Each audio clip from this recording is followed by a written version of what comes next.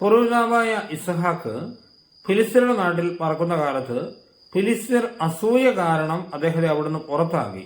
അത് മാത്രമല്ല, അക്കാലത്ത് ഏറ്റവും വിലപ്പെട്ട കിണറുകൾ ഇസഹാക്ക് എവിടെ കുഴിച്ചാലും ഫിലിസ്ത്യർ വന്ന് മൂടിക്കളയും. പക്ഷേ ഇസഹാക്ക് ഒരു വാക്ക് പോലും എതിർത്ത് പറയുന്നില്ല. ഫിലിസ്ത്യരുടെ നാട്ടിൽ നിന്ന് മാറി അവർ പല സ്ഥലത്തും അദ്ദേഹം കിണർ കുഴിക്കുകയാണ്. അവസാനം ഒരു സ്ഥലത്ത് കിണർ കുഴിച്ചു. അവിടെ വഴക്കൊന്നും ഉണ്ടായില്ല. അന്ന് രാത്രി കർത്താവ് അവനോട് പ്രത്യക്ഷപ്പെട്ട് പറയുന്നുണ്ട്, ഞാൻ നിന്റെ കൂടെയുണ്ട്. അതിനുശേഷം കർത്താവ് അവനെ സമൃദ്ധമായി അനുഗ്രഹിച്ചു.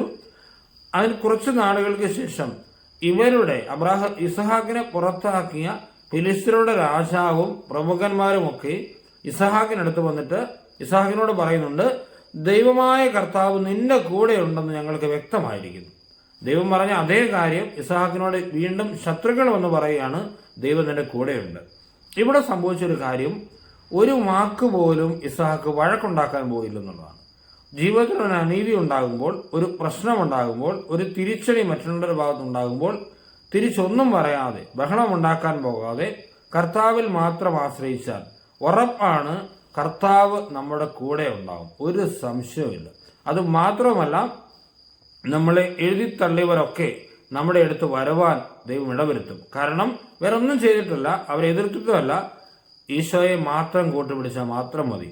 അതുകൊണ്ട് സങ്കടങ്ങൾ ഉണ്ടാകുമ്പോൾ ആരെയും എതിർക്കാൻ പോകാതിരിക്കുക, ഈശോയെ മാത്രം കൂട്ടുപിടിക്കുക. ഈശോ നിങ്ങളെ അനുഗ്രഹിക്കട്ടെ.